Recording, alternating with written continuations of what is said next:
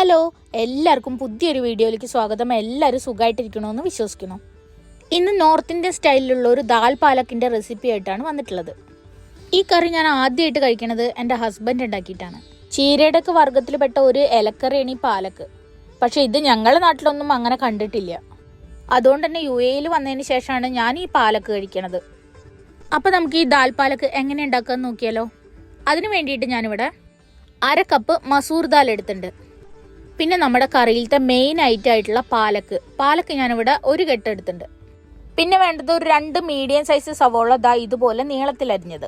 പിന്നെ 5-6 അല്ലി വെളുത്തുള്ളി ഇതുപോലെ നീളത്തിലരിഞ്ഞത്. പിന്നെ എരിവിന് ആവശ്യമായിട്ടുള്ള പച്ചമുളക് ഇതുപോലെ ചെറുതാക്കിയിട്ട് അരിഞ്ഞത്.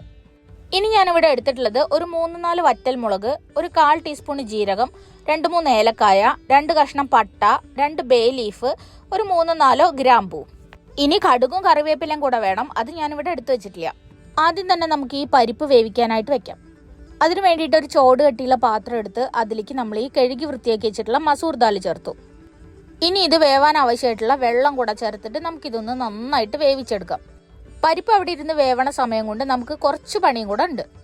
അതിന് വേണ്ടിയിട്ട് ഒരു വലിയ പാത്രത്തിൽ നമുക്ക് കുറച്ച് വെള്ളം തിളപ്പിക്കാനായിട്ട് വെക്കാം.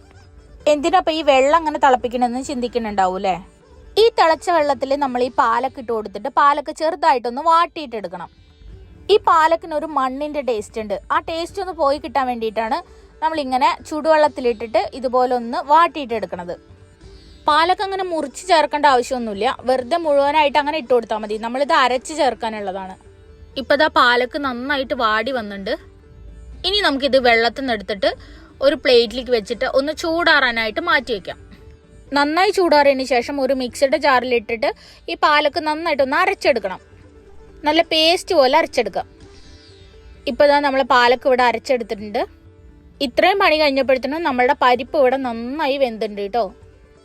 പരിപ്പ് കുക്കറിലിട്ട് വേവിച്ചാൽ വെന്തുടഞ്ഞു പോവും. അതുകൊണ്ടാണ് ഞാനിതാ ഇങ്ങനെ വേവിച്ചെടുത്തത്. ഇനി ഒരു പാൻ അടുപ്പിൽ വെച്ച് ചൂടാക്കി അതിലേക്ക് ഞാനൊരു 2 ടീസ്പൂൺ നെയ്യ് ചേർത്ത് കൊടുക്കുന്നുണ്ട്. ഇനി സൺഫ്ലവർ ഓയിൽ ഉപയോഗിക്കുന്ന ആൾക്കാർക്ക് അതും ഉപയോഗിക്കാം. പക്ഷെ വെളിച്ചെണ്ണ ഉപയോഗിക്കണത് ആവുന്നത് ഒഴിവാക്കണമായിരിക്കും നല്ലത്. നെയ്യ് നന്നായി ചൂടായി വന്നപ്പോൾ അതിലേക്ക് 1 ടീസ്പൂൺ കടുക് ചേർത്ത് കടുക് നന്നായി പൊട്ടി വന്നപ്പോൾ നമ്മൾ എടുത്തു വെച്ചിട്ടുള്ള സ്പൈസസും കൂടെ ചേർത്തു. ഇനി കഴുകി വൃത്തിയാക്കി വെച്ചിട്ടുള്ള കുറച്ച് കറിവേപ്പിൻ്റെ ഇലയും കൂടെ ചേർക്കാം. ഇതെല്ലാം നന്നായി മൂത്ത് വരുമ്പോൾ നമ്മൾ കട്ട് ചെയ്ത് വെച്ചിട്ടുള്ള വെളുത്തുള്ളി, പച്ചമുളക്, സവോള ഇതെല്ലാം കൂടെ ചേർത്തിട്ട് നന്നായിട്ടൊന്ന് വഴറ്റി കൊടുക്കണം. ഒരുപാട് അങ്ങോട്ട് വഴറ്റിയെടുക്കേണ്ട ആവശ്യമൊന്നുമില്ല. ചെറുതായിട്ടൊന്ന് ട്രാൻസ്പെറൻ്റ് ആയി കിട്ടിയാൽ മതി. ഇപ്പോഴത്തെ സവോള ഇവിടെ ഒന്ന് വാടി വന്നിട്ടുണ്ട്. ഇനി അതിലേക്ക് നമുക്ക് കറിക്ക് ആവശ്യമായിട്ടുള്ള ഉപ്പ് ചേർക്കാം. ഞാനിവിടെ 1 ടീസ്പൂൺ ഉപ്പാണ് ചേർത്തിട്ടുള്ളത്. ഇനി നോക്കിയിട്ട് വേണമെങ്കിൽ പിന്നെ ചേർക്കാം. ഇനി ഒരു 1/2 ടീസ്പൂൺ മഞ്ഞൾപ്പൊടിയും കൂടെ ചേർത്തിട്ട് നന്നായിട്ടൊന്ന് മിക്സ് ആക്കി കൊടുക്കാം. ഇപ്പോഴത്തെ മസാല ഇവിടെ ഏകദേശം റെഡി ആയിട്ടുണ്ട്. ഇനി ഇതിലേക്ക് നമ്മൾ അരച്ച് വെച്ചിട്ടുള്ള പാലക്ക് ചേർക്കാം.